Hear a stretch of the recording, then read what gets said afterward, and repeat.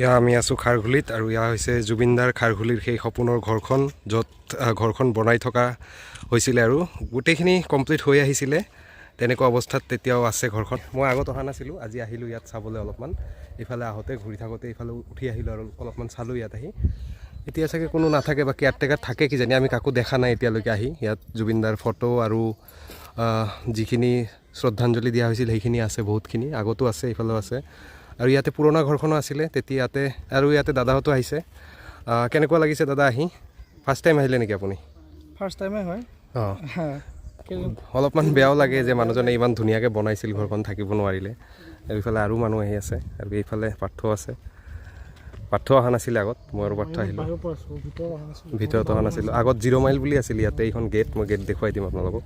এইফালে ব্ৰহ্মপুত্ৰ, ইয়াৰ পৰা ভিউ ভাল, চবতকৈ ভাল হৈছে ভিউৰ কাৰণে। আৰু ইমান মানে চাইলেণ্ট জেগাটো, সেইকাৰণে চাগে জুবিন দাই চাগে এই জেগাটো চুজ কৰিছিলে ইয়াত থাকিব বুলি।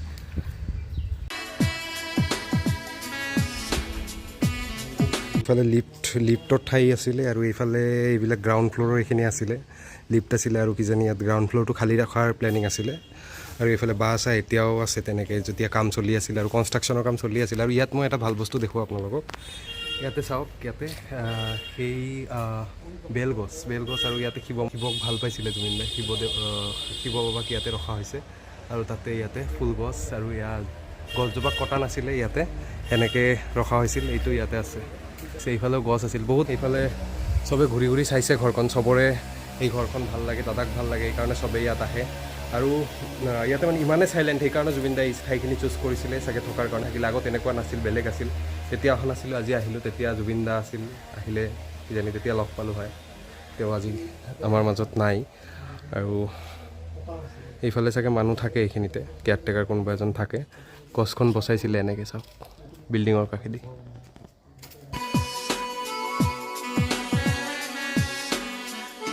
এই চিৰিবোৰেৰে চাগে জুবিন দা এদিন উঠিলে হয় এইফালেদি, কিন্তু তেওঁ নাই। আৰু ওপৰত ওপৰৰ ঘৰবোৰ, ভিতৰতো বহুত কিবা কিবি আছে এনেকুৱা। জুবিনদাৰ ফটো আছে ইয়াতে। সেয়া চাগে তেওঁৰ বেডৰুম হ'লহেঁতেন। এইফালেও ৰুম আছে, কিটচেন টাইপ। ভৱিষ্যতত এই ঘৰখন জুবিন গাৰ্গ ট্ৰাষ্টলৈ দি দিয়া হ'ব, এয়া জুবিন গাৰ্গৰ পত্নী গৰিমা শইকীয়া গাৰ্গে জনাইছিলে। সেই ট্ৰাষ্টখনৰ আণ্ডাৰত বিভিন্ন ধৰণৰ সমাজ কল্যাণমূলক কাম হ'ব বুলিও তেখেতে জনাইছিলে। এইফালে চাব পাৰে, হৈ আছে এইফালে ডাইৰেক্ট বাঁহ গছ, এইফালেদি উঠি আহি বেলেগ বনাইছিল ঘৰখন।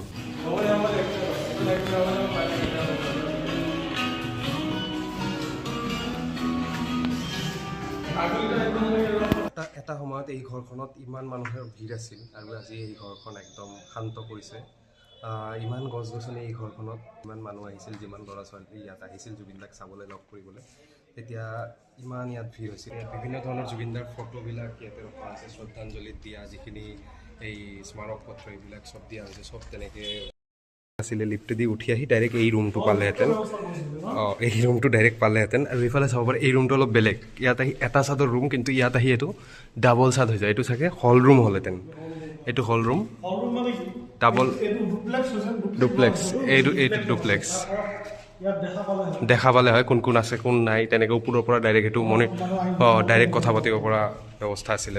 অলপ বেলেগ টাইপ, বেলেগতকৈ বেলেগ টাইপ আছিলে। আৰু এইফালে কি আছে বহি ধুনীয়াকৈ। আৰু এইফালে এইটো ভিউ চবতকৈ ভাল। ইয়াত আহি সেই ৰুমৰ পৰা আহক, বহুতকেইটা ইয়াতে প্ৰভু ভক্ত আছে। আৰু এইফালে যদি আমি চাওঁ, এইফালৰ পৰা ইয়াত গামোচা এখন লগোৱা আছে।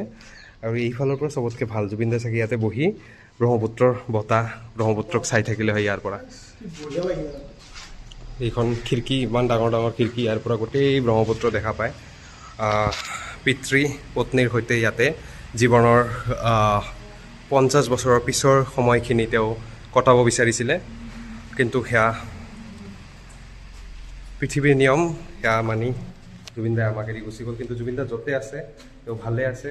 আৰু সদায় জুবিন দাৰ সৃষ্টিখিনিক আমি তেনেকৈ বচাই ৰাখিব লাগিব, তেনেকৈ আমি শিকি যাব লাগিব তেওঁৰ পৰা ভাল ভাল বস্তুবোৰ। তেওঁৱে কৰা কামখিনি আমি কৰি যাব লাগিব। আৰু তেওঁৰ এই ঘৰখন মই আজি অলপমান সময় হ'ল তেনেকৈ দেখুৱালোঁ আপোনালোকক। কেনেকুৱা পাইছে, ভাল পালে জয় জুবিন দা বুলি লিখি দিব কমেণ্ট ছেকশ্যনত।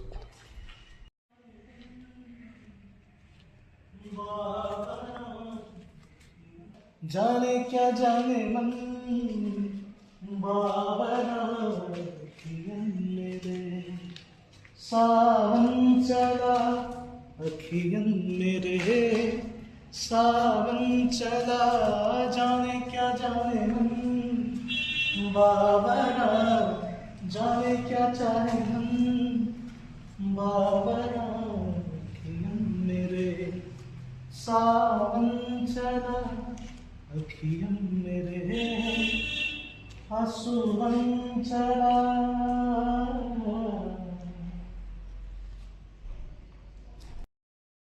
पवन पुरवान उड़ता जाए बदरा चंदा से जुड़ता जाए पवन पुरवान उड़ता जाए बदरा चंदा से जुड़ता जाए आवे हवा का झोंका फिर ऐसा टूटे पतंग की डोर सा जाने क्या चाहे मन बाबरा जाने क्या जाने मन बाबरा अखियन मेरे सावन चला যিটো আপোনাক ক'লোঁ যে এই গছ বচাবৰ কাৰণে যে এই বিল্ডিংখনৰ শ্বেপ চেঞ্জ কৰা হৈছে সেইটো সেয়াই এই বেলগছ জোপাক চাওক তলৰ পৰা এনেকৈ উঠি আহিছে কিন্তু এইখিনিতে আহি গছ হালি পৰে অলপমান ডাঙৰ হোৱা টাইমত বা যেতিয়া ওখ হয় এজোপা গছ তেতিয়া হালি পৰে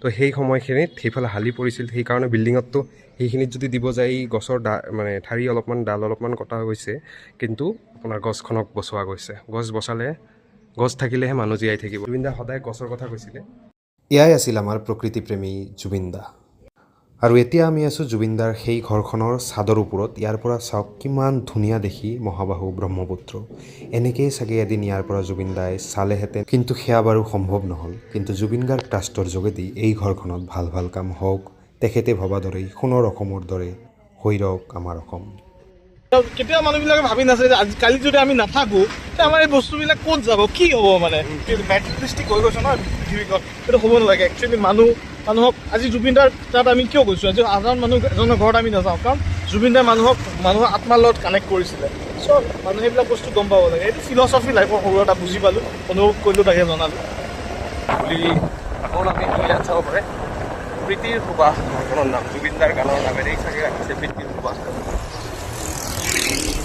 নামি নামি খাৰঘুলি ঠাইখন বহুত ধুনীয়া পাহাৰী ঠাই আৰু ইয়াৰ পৰা ব্ৰহ্মপুত্ৰৰ ভিউ বহুত বেছিয়ে ধুনীয়া ব্ৰহ্মপুত্ৰ ইয়াৰ পৰা আৰু বেছি ধুনীয়া লাগে বগেন ভেলিয়াৰ মাজে মাজে আমি ব্ৰহ্মপুত্ৰক চাইছোঁ এয়া ব্ৰহ্মপুত্ৰ বহুত ধুনীয়া আৰু এইফালে এনেকৈ গৈ আমি আকৌ সেই ব্যস্ততম গুৱাহাটীখন পামগৈ আজিৰ ভিডিঅ' এইখিনিয়ে আছিল জুবিন দা কুশলে থাকক ভালে থাকক আৰু আমাক আশীৰ্বাদ কৰি যাওক